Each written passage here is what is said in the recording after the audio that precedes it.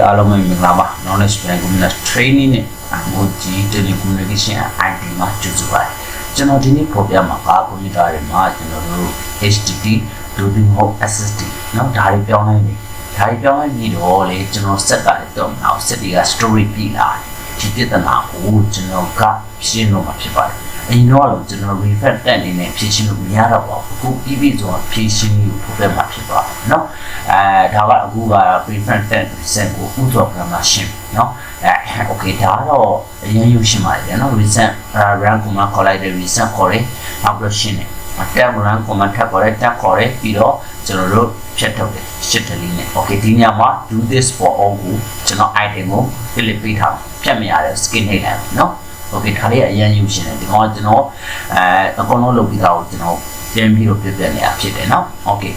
အခုဒါတော့ reset ကိုတန့်ကိုရခိုင်တော့တန့်ဆို hit တယ်ပေါ့เนาะအဲ့ဒီကောင်ကိုဖြည့်ရမယ်ပြီးတော့ refund ဖြည့်ရမယ်เนาะဖြည့်မရတာတွေကို skip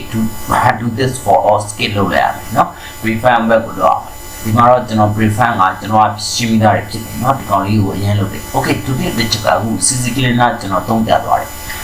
ဒီညမှာတော့မိမိက advanced assistant care လို့ခါလို့ပြเนาะသက်ဆိုင်ရာ aerobic cleaner လို့ရှိနေပြအများကြီးအဲ့တော့အဲ့ဒီ cleaner ရလည်းထက်သက်လာတော့ရှင်းပြီးတယ်ဟိုတို့တော်ညာလည်းကျန်ရှိနေတယ်เนาะဘာကျန်လဲဆိုတော့နောက်လာမယ်အခုလာမယ်ဟိုမှာကြည့်လိုက်ပါဦးเนาะဒီကအခု CC cleaner နဲ့ထက်ရှင်းပြတော့ဒီကျွန်တော်เนาะခုနက recent နဲ့ prefund နဲ့တက်နေရှင်းပြီးတော့เนาะအခုကျွန်တော် third party software ဖြစ်တဲ့ C cleaner ကိုသုံးတယ်เนาะအဲ့ဒီကသုံးပြီးတော့ဘာများကျန်အောင်လဲဆိုတာကျွန်တော်ဆက်ပြပြမယ်เนาะအခုဆက်ပြီးတော့ကြည့်ကြအောင်အခု C cleaner တော့ analysis ဒီဟာမှာကျွန်တော်ဘာမှကိုပြတ်တော့မထားအောင်အနေငယ်လေးကျွန်တော်ရေးပေးထားတာလေးအချိန်လေးကနည်းနည်းကြာလို့ရေးကြည့်ထားရပဲရှိတယ်ဆိုတော့ကဒီက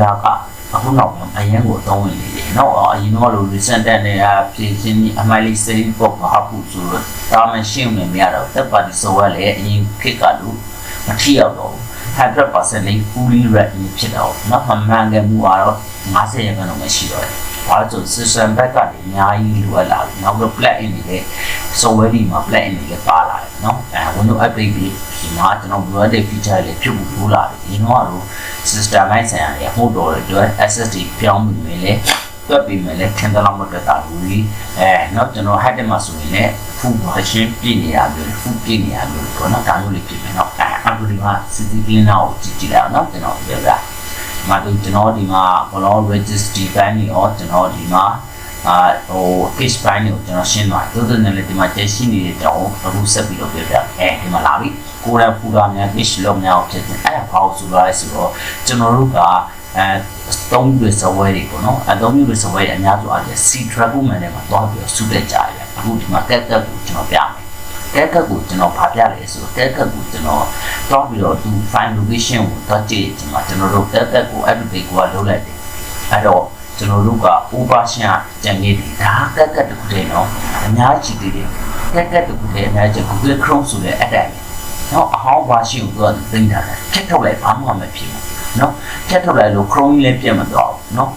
ဒီမှာတက်ဆိုလည်းတိုင်းပဲเนาะ Chrome အဲ့ဒါ Chrome တော့နောက်တော့တက် Chrome တက်ပြီးတော့ Microsoft Edge ဒါမျိုးတွေအများကြီးဗျเนาะသူက version အဟောင်းနဲ့တင်ထားတာဒါအဲ့ဒါ version အဟောင်းမရှိသေး version အဟောင်းတွေက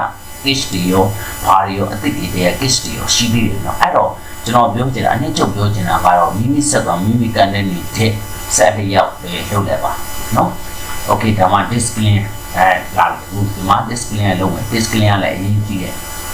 display အားထားပါတော့ဒါတော့ဦးငွေထဲမှာဒီလက်အဟောင်းထဲမှာ display လုပ်တဲ့ဟာတော့ပါတယ်เนาะအခုကျွန်တော်တို့ဒီ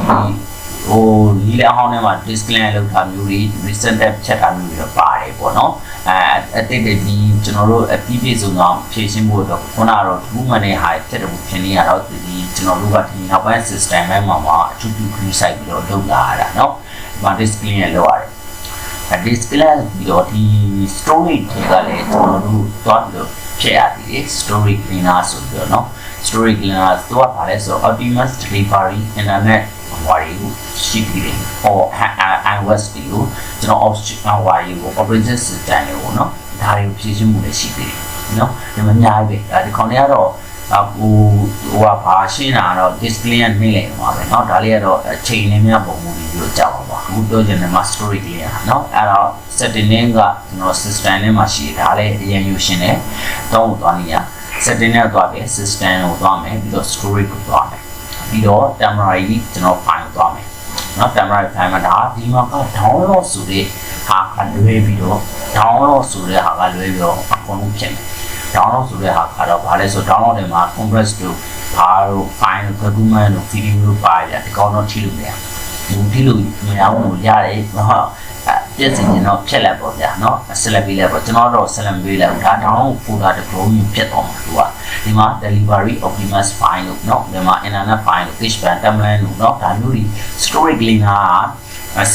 display app ထမှာပါတဲ့ဟာတွေကိုပါတယ်เนาะဟုတ်ပြီဒါမှအခုဒါကတော့ SSD HDD ဖြစ်စေမြင်စမ်းမြင်နည်းလမ်းဖြစ်တယ်เนาะ okay ကျေးဇူးတင်ပါတယ်